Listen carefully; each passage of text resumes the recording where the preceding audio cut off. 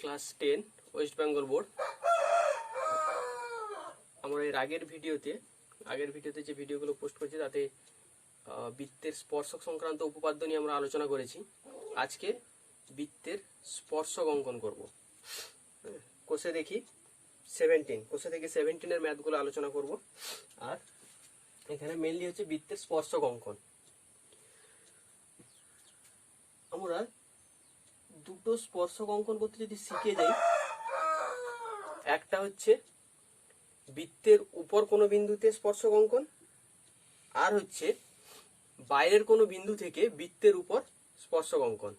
এই দুটো যদি আমরা শিখে যাই তাহলে এখানে কোষে দেখি 17 যত কটা ম্যাথ আছে কিংবা এর এই চ্যাপ্টার উপর বেস করে যাই ম্যাথ আসুক না কেন আমরা সলভ করতে পারবো, আমরা নিজেরাই এঁকে নিতে পারবো। তো মেনলি দুটো জিনিস শিখবো। এক হচ্ছে বৃত্তের উপর অবস্থিত কোনো বিন্দুর উপর কিভাবে আমরা স্পর্শক অঙ্কন করব, আর বাইরের কোনো বিন্দু থেকে বৃত্তের উপর কিভাবে স্পর্শক অঙ্কন করব। তো আগেই বলে নিই, আমার কাছে কম্পাস নেই, আমি হাতে আর মুখে বলে বোঝানোর চেষ্টা করছি, দেখো বুঝতে পারবে অবশ্যই।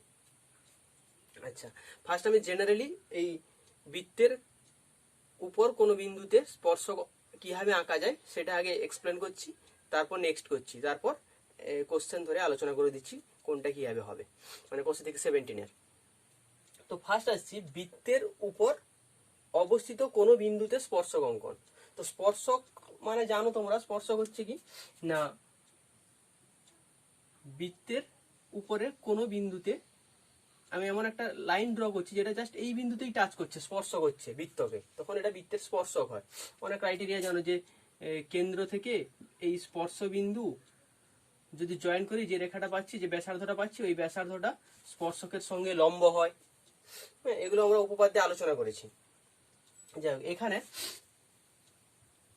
তোমাদের কি না, তোমাদের একটা ব্যাসার্ধ কিংবা ব্যাস বলে দিবে, ব্যাস বললে ওখান থেকে ব্যাসার্ধ বার করবে। একটা ব্যাসার্ধ প্রোভাইড করে দিবে, তোমরা ফার্স্ট স্কেলে এই ব্যাসার্ধটা সাইডে এঁকে নিবে। স্কেলে ব্যাসার্ধ চাই মাপ থাকুক না কেন, ব্যাসার্ধটা এখানে এঁকে নিবে। তারপর কি করবে না, বলবে যে এই ব্যাসার্ধের একটি বৃত্ত অঙ্কন করো, বৃত্তের উপর যে কোনো বিন্দুতে ওর স্পর্শক অঙ্কন করো। তার মানে আমাকে ফার্স্ট কি বৃত্তটা অঙ্কন করতে, বৃত্ত কি করে অঙ্কন করব, এখানে একটা ফিক্সড পয়েন্ট নিব ও, ফিক্সড পয়েন্ট নিব ও, ও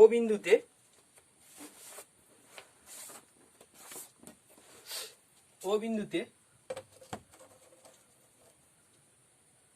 স্কেল বসিয়ে একটা লাইন টেনে নিব। ওকে, তারপর কি করব না, এটা নাম দিলাম সাপোজ ও এক্স, ভালো করে দেখে নাও। তারপর কি করব, কম্পাসের পেন্সিল কম্পাসের কাঁটা এখানে বসাবো আর পেন্সিল দিয়ে এখানে কাট করব, লেন্থটা নিয়ে নিব। ওই সেম লেন্থটা নিয়ে কম্পাসের কাঁটা এখানে বসিয়ে কেটে নিলাম এই লেন্থটা সমান করে। ওকে, এবার কম্পাসের কাঁটা এখানে বসিয়ে এই লেন্থের, এই ব্যাসার্ধের একটা বৃত্ত এভাবে অঙ্কন করব।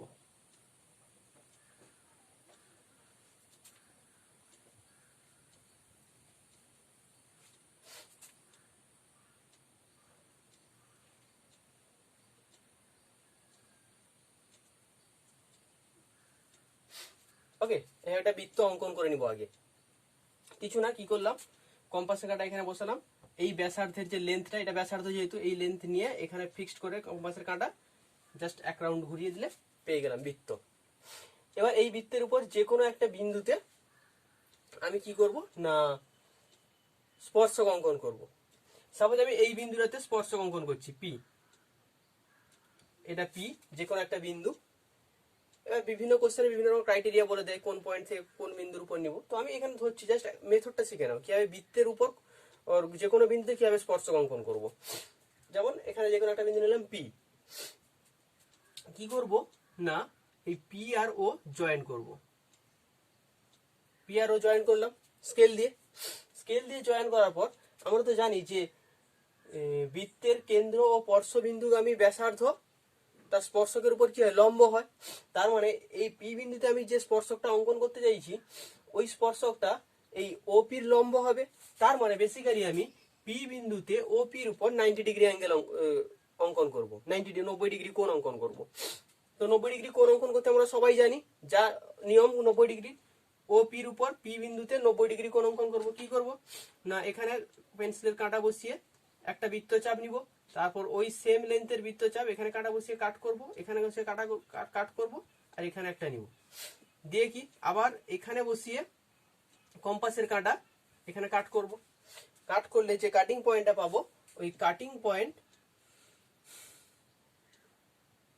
এই কাটিং পয়েন্টটা আর পি জয়েন করে দিব। 90 ডিগ্রি কোণ অঙ্কন, ছোটবেলাকার জিনিস। 90 ডিগ্রি কোণ অঙ্কন, জাস্ট পি বিন্দুতে ও পির উপর 90 ডিগ্রি কোণ অঙ্কন দিয়ে একে এদিকেও বাড়িয়ে দিব, এদিকেও বাড়িয়ে দিব। এটা যদি নাম দিই এ বি, তাহলে এই এ বি হয়ে গেল ও কেন্দ্রীয় বৃত্তের পি বিন্দুতে একটি স্পর্শক। এই হচ্ছে স্পর্শক অঙ্কনের বৃত্তের উপর অবস্থিত কোনো বিন্দুতে স্পর্শক অঙ্কনের এই নিয়ম। এটাই আমরা কাজে লাগবো বিভিন্ন কোশ্চেনে যখন বলবে বৃত্তের উপর স্পর্শক অঙ্কন করতে। আবারও বলছি কি করছি না, যে বিন্দু বলবে সেই বিন্দুর সঙ্গে কেন্দ্র যুক্ত করে দিব, দিয়ে ওই ব্যাসার্ধের উপর পি বিন্দুতে 90 ডিগ্রি কোণ অঙ্কন করে নেব। ওটাই হয়ে যাবে কি ব্যাসার্ধ। এটা গেল বৃত্তের উপর যে কোনো বিন্দুতে স্পর্শক অঙ্কন। আর একটা কি না, বাইরের কোনো বিন্দু থেকে বৃত্তের উপর স্পর্শক অঙ্কন। ওকে, আমি মুছে দিচ্ছি, কারোর প্রবলেম হলে আবার প্রথম থেকে ব্যাক করে দেখো ভিডিও।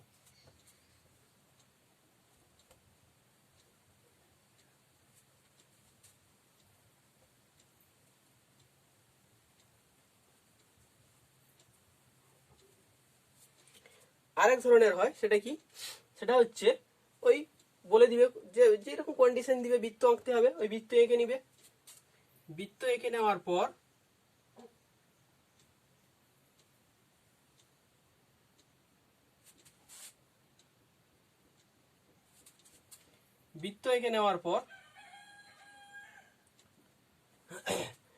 আগে ছিল বৃত্তের উপর অবস্থিত কোনো বিন্দুতে স্পর্শক অঙ্কন। এবার বলছে বাইরে কোনো একটা বিন্দু। বাইরে কেমন বিন্দু বলবে, বললো হয়তো ও বিন্দু থেকে 5 সেমি দূরে অবস্থিত, ও বিন্দু থেকে যেখানে অবস্থিত এর ব্যাসার্ধ হয়তো 3 সেমি, বললো যে ও বিন্দু থেকে 5 সেমি দূরে অবস্থিত কোনো বিন্দু থেকে এই বৃত্তের উপর একটা স্পর্শক অঙ্কন করো, কে দুটো স্পর্শক অঙ্কন করো। হ্যাঁ, মেথড একই, এই একটা দুটো আঁকা একই রকম ব্যাপার। যে কারণ বাইরের একটা বিন্দু থেকে দুটো স্পর্শক অঙ্কন করা যায়, যদি একটা বলে একটা আঁকবে, দুটো বললে দুটো আঁকবে। সাপোজ বললো যে পি বিন্দু থেকে 5 সেমি দূরে, তো এখানে অবশ্যই আমি 5 সেমি একটা লেন্থ কাট করে নিবে 5 সেমি। তো ফার্স্ট কি করবে না, ও থেকে স্কেল বসিয়ে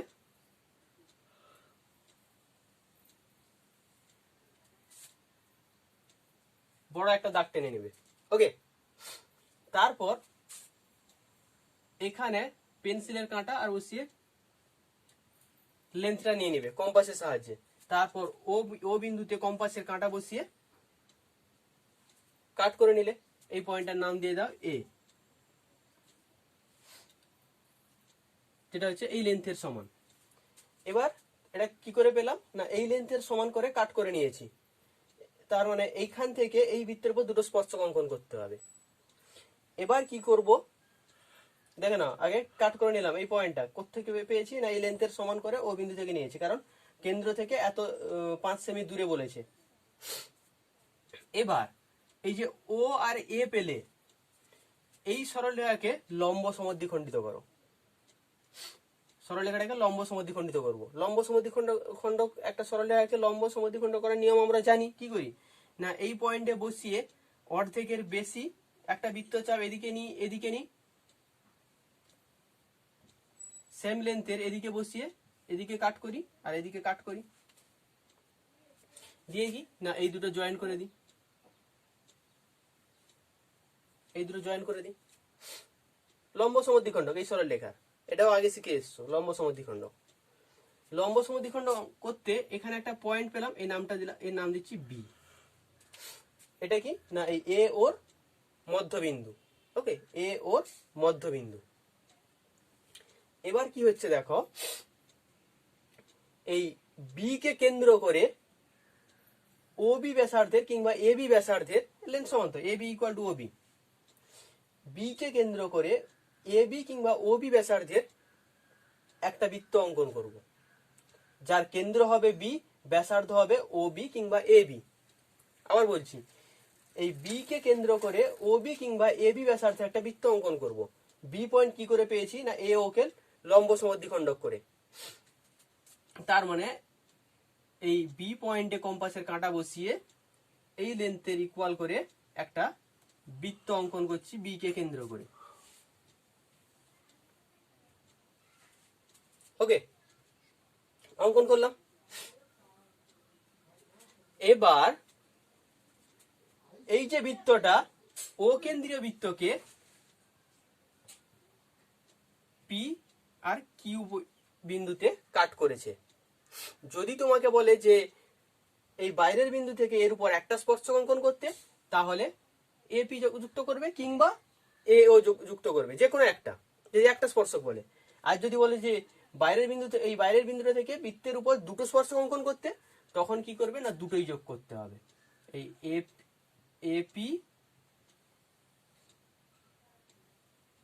আর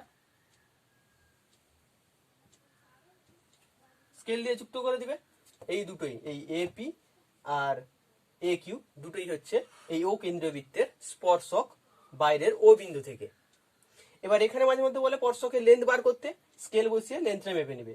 এই AP equal to A Q হয়, কিন্তু এপির লেন্থ যা হয় এ কিউর লেন্থ তাই হয়। স্কেল বসিয়ে এপির লেন্থ বার করে নিবে। তো এই গেল আর একটা। তো এই দুটো জাস্ট অঙ্কন করতে যদি অঙ্কন করতে জেনে যাও, তাহলে এই কোষে দেখি 17-এর কোনো ম্যাথ আটকাবে না।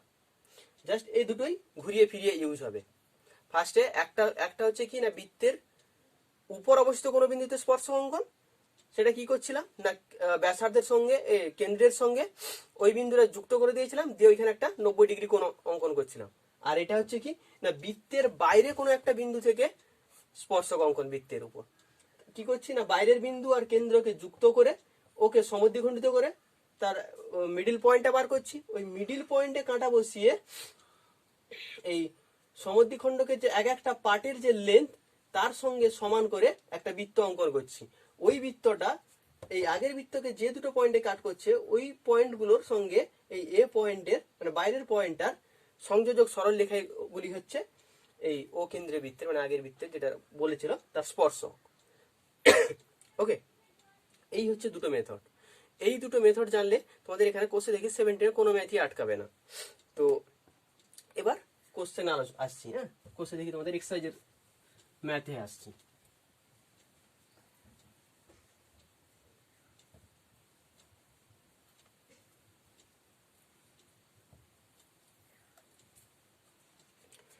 যেমন তোমাদের কি বলছে দেখো, কোশ্চেন দেখি 17-এর, সবাই বই পাশে রাখবে। একে কি বলছে, 3.2 সেমি ব্যাসার্ধ বিশিষ্ট একটি বৃত্ত অঙ্কন করি এবং তার উপর অবস্থিত যে কোনো বিন্দুতে স্পর্শ অঙ্কন করি। আগে যা আলোচনা করলাম 3.2 সেমি ব্যাসার্ধের, এখানে একটা লাইন নিয়ে নেবো, ওই ব্যাসার্ধের একটা বৃত্ত অঙ্কন করব, তারপর যে কোনো একটা বিন্দু নিব, দিয়ে স্পর্শ অঙ্কন করব, যা এক্সপ্লেন করলাম। 2 কি বলছে, 3 সেমি দৈর্ঘ্যের ব্যাসার্ধ বিশিষ্ট এ বি একটি রেখাংশ অঙ্কন করো। এ বিন্দুতে কেন্দ্র করে এ বি ব্যাসার্ধের এ বি দৈর্ঘ্যের ব্যাসার্ধ নিয়ে একটি বৃত্ত অঙ্কন করো এবং বি বিন্দুতে স্পর্শক অঙ্কন করো। সেই একই ব্যাপার। এ বি একটা রেখা টেনে নাও, এ আর বি। এ কে কেন্দ্র করে এ বি ব্যাসার্ধের একটা বৃত্ত অঙ্কন করো, তারপর বি বিন্দুতে স্পর্শক অঙ্কন করো। তার মানে এই বি বিন্দুতে 90 ডিগ্রি কোণ অঙ্কন করতে হবে। ওকে, দিয়ে স্পর্শ অঙ্কন করতে হবে, যা আগে বললাম। 3 কি বলছে, 2.5 সেমি ব্যাসার্ধ বিশিষ্ট একটি বৃত্ত অঙ্কন করো। ওই বৃত্তের বাইরে এমন একটি বিন্দু নিই কেন্দ্র থেকে যার দূরত্ব 6.5 সেমি। ওই বৃত্তস্থ বিন্দু থেকে বৃত্তের উপর একটি স্পর্শক অঙ্কন করি এবং স্কেলের সাহায্যে ওই স্পর্শকের দৈর্ঘ্য অঙ্কন করি। ওই আগে যা বললাম, ফার্স্টে বৃত্ত অঙ্কন করবে, ব্যাসার্ধ দেওয়া আছে, তারপর কেন্দ্র থেকে 6.5 সেমি দূরে, কেন্দ্র থেকে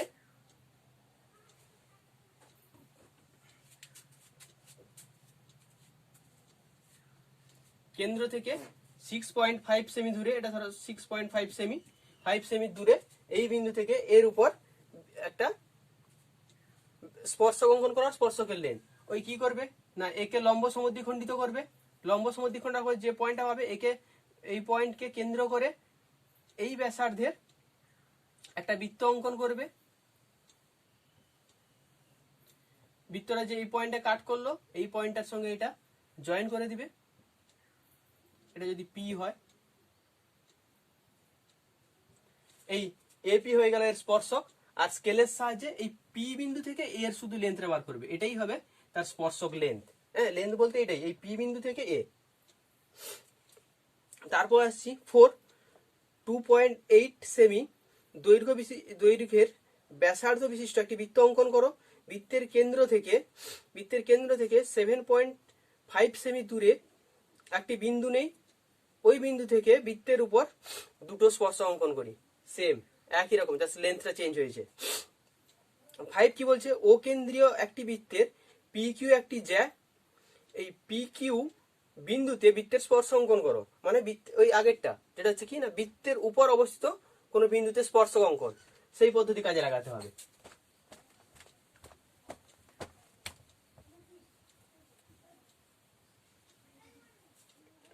ফার্স্ট তো যে লেন্থের আরবিটারি বলেছে এখানে, তো আরবিটারি একটা বৃত্ত নিয়ে নিবে, লেন্থ তো বলে দেয়নি কিছু।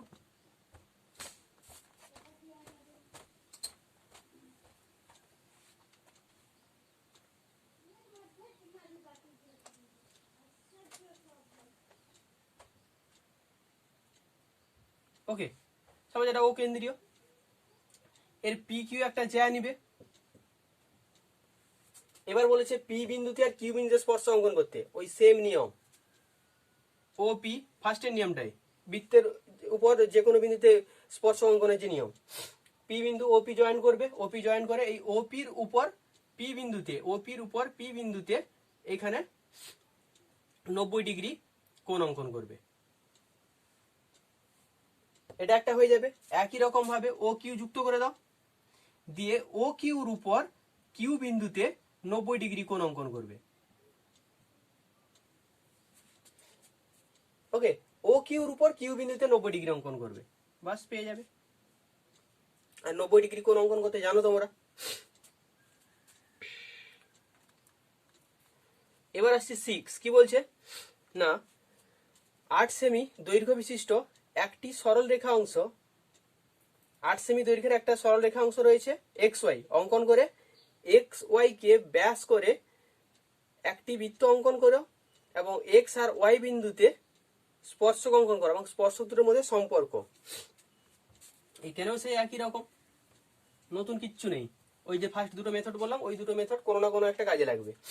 ফার্স্টে কি বলছে না, এক্স ওয়াই একটা লাইন নিয়ে নাও, এক্স ওয়াই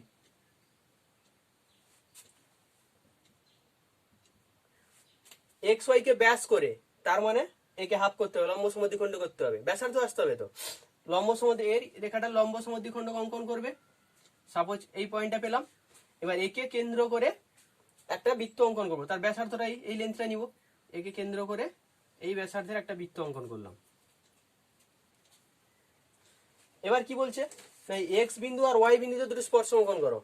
ওই বৃত্তের উপর যে কোনো বিন্দুতে স্পর্শক অঙ্কনের যা নিয়ম, এই বিন্দুতে এটা যদি ও এক্স এর উপর 90 ডিগ্রি কোণ অঙ্কন করব, 90 ডিগ্রি কোণ অঙ্কন করে স্পর্শক অঙ্কন করলে স্পর্শক পেয়ে যাব। এখানেও সেম, ও ওয়াই এর উপর ওয়াই বিন্দুতে 90 ডিগ্রি কোণ অঙ্কন করব, পেয়ে গেলাম। আর সম্পর্ক বলেছে না যে এদের মধ্যে সম্পর্ক কি হবে, এই এক্স হয়তো একটা সরলরেখার উপর এও লম্ব, একই সরলরেখার উপর দুটো লম্ব পরস্পর কি হয়, সমান্তরাল হয়, তার মানে এই দুটো স্পর্শক পরস্পরের সমান্তরাল, এটাই সম্পর্ক। আচ্ছা, তারপর কি বলছে,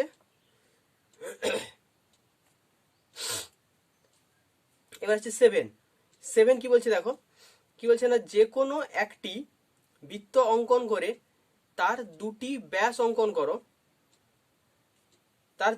অঙ্কন করো, যারা পরস্পর লম্বভাবে অবস্থিত, এবং আচ্ছা ব্যাস দুটির 4টি প্রান্ত বিন্দুতে বৃত্তের উপর 4টি স্পর্শক অঙ্কন করো। এর ফলে যে চতুর্ভুজ গঠিত হবে তা কি ধরনের চতুর্ভুজ? এটা 7 এর কোনো ব্যাপার নয়। এরকম একটা বৃত্ত এক্স ওয়াই যদি ব্যাস হয়, আর একটা ব্যাস নিতে বলছে, যে ব্যাসটা কি হবে না এর উপর লম্ব হবে। তার মানে একে একে যদি লম্ব সমদ্বিখণ্ডক করলে যে লাইনটা পাচ্ছি অ্যাকচুয়ালি ওটাই, এটা নিয়ে নাও পি কিউ।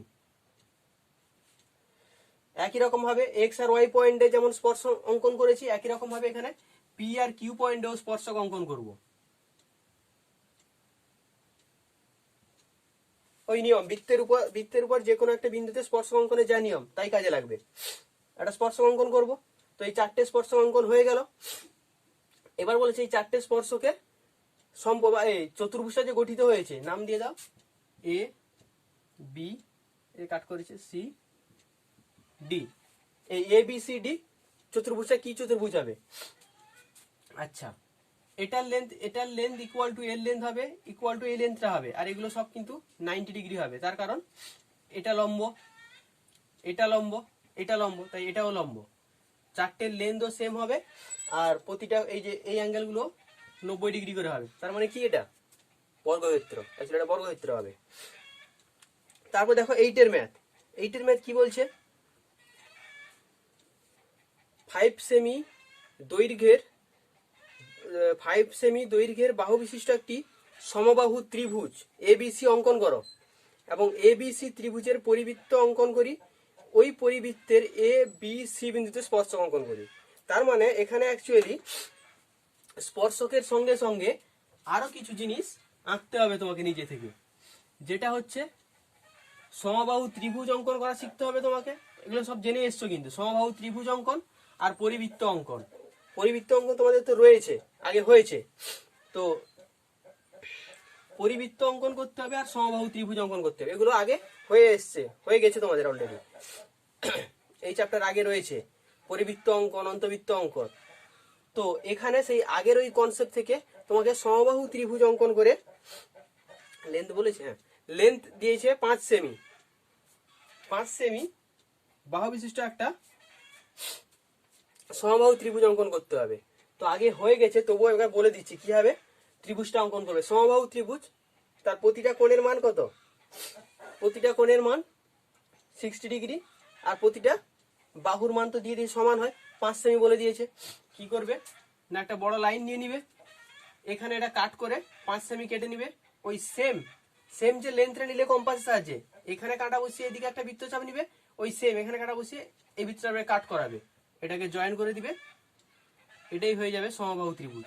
ওকে, এই লেন্থটা সমান করে কম্পাসের মাপটা নিয়ে নিবে, একটা বড় লাইন টেনে, যে এখানে কম্পাসের কাঁটা বসিয়ে কাট করে নিবে, ওই সেম লেন্থ, কম্পাসের লেন্থটা সেম থাকবে, এখানে কাঁটা বসে একটা বৃত্তচাপ, এখানে কাঁটা বসে একটা বৃত্তচাপ, যেখানে কাট করবে ওই পয়েন্টটা থেকে জয়েন করে দিলে, এই যে এটা যদি নাম দিয়ে দিই এ বি সি, এটা গেল সমবাহু ত্রিভুজ।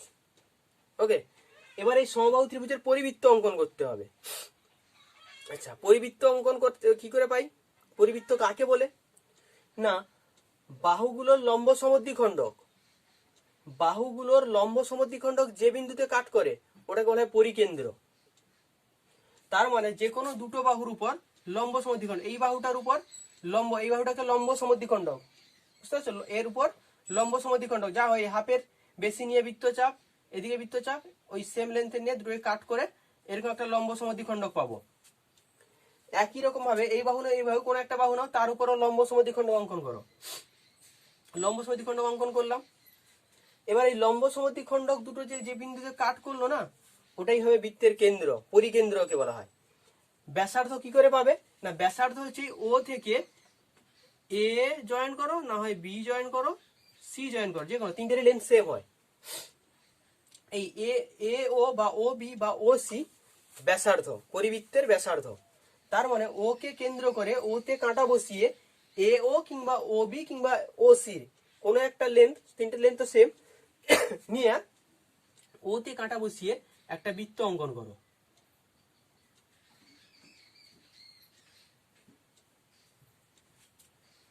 এটা হবে পরিবৃত্ত। এই গেল বৃত্ত। এবার কি বলেছে না এই এ বি সি বিন্দুতে স্পর্শক অঙ্কন, তারপর তো একই, আর কিছুই নেই। বৃত্তের উপর অবস্থিত একটা বিন্দু এ, এখানে স্পর্শক অঙ্কন, এখানে স্পর্শক, এখানে স্পর্শক। এখানে যখন স্পর্শক অঙ্কন করবো কি করব না এ ও জয়েন করব, দিয়ে এ ওর উপর এ বিন্দুতে 90 ডিগ্রি কোণ অঙ্কন করব কম্পাসের সাহায্যে। এখানে কি ও বি যুক্ত করব, দিয়ে বি বিন্দুতে ও বির উপর 90 ডিগ্রি কোণ অঙ্কন করব। আর এখানে ও সি যুক্ত করব, সি বিন্দুতে ও সির উপর 90 ডিগ্রি কোণ অঙ্কন করব। বাস হয়ে গেল। এটা কি ছিল কত, এটা 8 গেল। তারপর হচ্ছে 9। 9 কি বলছে না 5 সেমি দৈর্ঘ্যের বাহু বিশিষ্ট একটি সমবাহু ত্রিভুজ এবিসি অঙ্কন করো, তার পরিবৃত্ত অঙ্কন করো। এ বিন্দুতে ওই বৃত্তের স্পর্শক অঙ্কন করো এবং স্পর্শকের উপর পি এমন একটি বিন্দু নি যাতে এপি ইকুয়াল টু 5 সেমি। পি বিন্দু থেকে বৃত্তের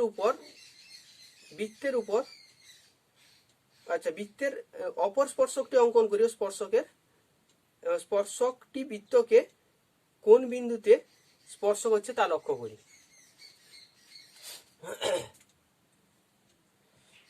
এটাও ভালো। কি বলতো, কি বলেছে না 5 সেমি বাহু বিশিষ্ট সমবাহু ত্রিভুজ হলো। সমবাহু ত্রিভুজ হওয়ার পর কোনো একটা বিন্দু, যেমন এখানে এ বিন্দু বলেছে, যে স্পর্শকটা অঙ্কন করলাম, এই স্পর্শকের উপর ওই 5 সেমি দৈর্ঘ্য কেটে নিচ্ছি কম্পাসের সাহায্যে। দিয়ে এই যে বিন্দু পেলাম, এই বিন্দু থেকে এটা বাইরের বিন্দু, এখান থেকে বৃত্তের উপর আরেকটা স্পর্শক অঙ্কন করব। এটা একটা স্পর্শক, আরেকটা অঙ্কন করব। আরেকটা স্পর্শক অঙ্কন করতে গেলে কি এই বাইরের কোনো বিন্দু থেকে বৃত্তের উপর স্পর্শক অঙ্কনের যা নিয়ম, কি হবে না এই দুটো যুক্ত করব। যুক্ত করে দেওয়ার পর এই দুটো যুক্ত করার পর কি যা নিয়ম, একে লম্ব সমদ্বিখণ্ডিত করব। যে পয়েন্টটা পাবো একে কেন্দ্র করে এই ব্যাসার্ধের কিংবা এই ব্যাসার্ধের একটা বৃত্ত অঙ্কন করব, যেটা এই এ পয়েন্ট দিয়েও পাস করবে, এ পয়েন্ট দিয়ে তো পাস করবেই, আর এদিকে একটা পয়েন্টে পাস করবে, যেটার নাম যদি বি দিয়ে দাও, এই এ বি যুক্ত করে দাও। ওকে, এই এ বি যুক্ত করে দাও, তাহলে এ আর এটা নাম দিয়ে দাও সাপোজ পি। এপি আর পিবি এই দুটো হলো স্পর্শক। এবার বলেছি যে এই স্পর্শকের দৈর্ঘ্য মাপতে, দিয়ে বলতে যে কি সম্পর্ক আসছে, দেখবে কিছু না এই এপির দৈর্ঘ্য মাপবে আর এর দৈর্ঘ্য মাপবে, দুটোর দৈর্ঘ্য সেম হবে, এটাও 5 সেমি হবে। 10, এটা গেল 9, এটা 9 এর ম্যাথ হয়ে গেল। এবার আসছে 10। 10 কি বলছে না এ বি একটি সরল রেখা অংশের উপর ও একটি বিন্দু, ও বিন্দুতে এ বির উপর পি কিউ লম্ব অঙ্কন করি। এবার এ ও বি কে কেন্দ্র করে ও এ এবং ও বি দৈর্ঘ্যের ব্যাসার্ধ নিয়ে দুটি বৃত্ত অঙ্কন করি এবং বৃত্ত দুটির সাপেক্ষে ও কিউকে কি বলা হবে লিখি, এবং পি বিন্দু থেকে বৃত্ত দুটির অপর স্পর্শক অঙ্কন করি। একই জিনিস, সেই একই জিনিস।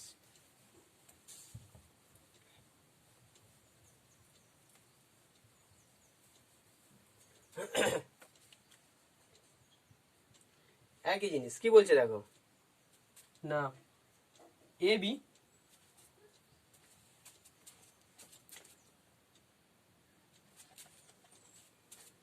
কি বলছে দেখো, এ বি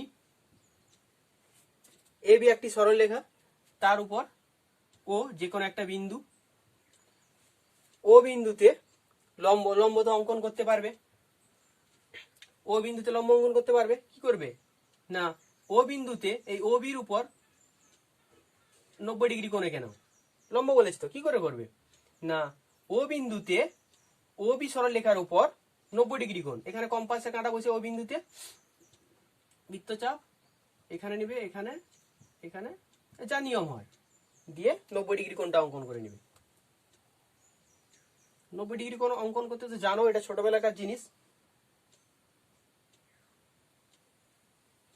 ওকে, এটা হচ্ছে কি পি কিউ। এবার কি বলেছে এ বিন্দুতে ও এ ব্যাসার্ধের এ বিন্দুকে কেন্দ্র করে ও এ ব্যাসার্ধে একটা বৃত্ত অঙ্কন করতে, মানে এখানে কম্পাসের কাঁটা বসে এই লেন্থটা নিয়ে এক রাউন্ড ঘুরিয়ে দিলে পেয়ে গেলে বৃত্ত।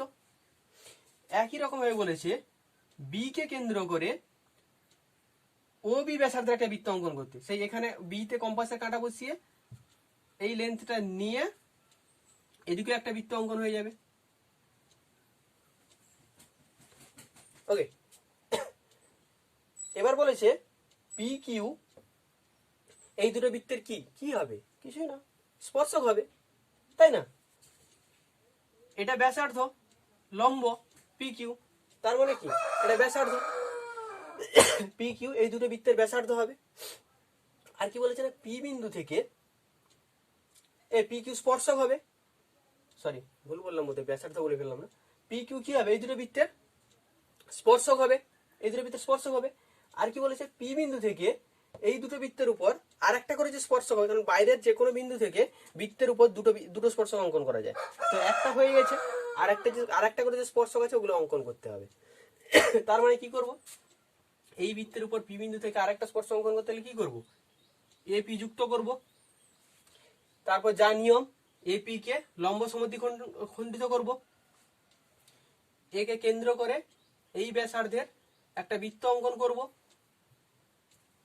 বৃত্তটা যেখানে কাট করলো এই পয়েন্ট আর পি পয়েন্টটা যুক্ত করলে একটা পেয়ে যাব স্পর্শক। আর এদিকেও সেম, বিপি যুক্ত করব, তারপর পিবি কে লম্ব সমদ্বিখণ্ডিত করব। এই লম্ব সমদ্বিখণ্ডে কাঁটা বসিয়ে কেন্দ্র করে এই লেন্থের একটা বৃত্ত অঙ্কন করবো। এদিকেও পুরো বৃত্ত অঙ্কন করতে পারো, কিংবা এখানে কাট করিয়ে রেখে দিতে পারো। হ্যাঁ, পুরো বৃত্ত না অঙ্কন করলে এটা কাট করবো, কাটিং পয়েন্টেই লাগবে। এরকম একটা কাটিং পয়েন্ট পেয়ে যাবো। এবার এই দুটো আবার জয়েন করে দিব, এটা হয়ে গেল আরেকটা, বাস কমপ্লিট।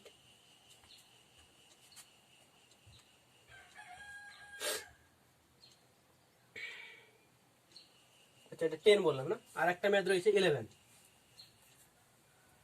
সব কটাই সোজা ম্যাথ। ফার্স্টে যে বলেছি যে স্পর্শক অঙ্কনে যে দুটো বলেছি, দুটো দু ধরনের কোশ্চেন আছে। এক হচ্ছে বৃত্তের উপর অবস্থিত কোনো বিন্দুতে স্পর্শক অঙ্কন, আর একটা হচ্ছে বাইরের কোনো বিন্দু থেকে বৃত্তের উপর স্পর্শক অঙ্কন। ফার্স্ট যে দুটো মেথড বলেছি ওই দুটো ভালো করে প্র্যাকটিস করবে, বাকি সব ম্যাথ নিজে থেকেই হয়ে যাবে। 10 কি বলছে না, ও কেন্দ্রীয় বৃত্তের উপর পি একটি বিন্দু, পি বিন্দুতে বৃত্তের স্পর্শক অঙ্কন করি এবং ওই স্পর্শক থেকে বৃত্তের ব্যাসার্ধের দৈর্ঘ্যের সমান পি কিউ অংশ কেটে নিই এবং কিউ বিন্দু থেকে বৃত্তের উপর স্পর্শক কিউ আর অঙ্কন করি। চাঁদার সাহায্যে মেপে দেখি পি কিউ আর কোনটা কত হবে। এটা বেসিক্যালি তোমাদের আগে একটা ম্যাথ করলাম যে ওই একই, যেটা পরিবৃত্ত অঙ্কন করে করলাম, কত দাগ ছিল যেন, 9 দাগের মতো একই রকমের ম্যাথ। বৃত্তের উপর যে কোনো একটা বিন্দু, ফার্স্ট একটা বৃত্ত ড্র করব,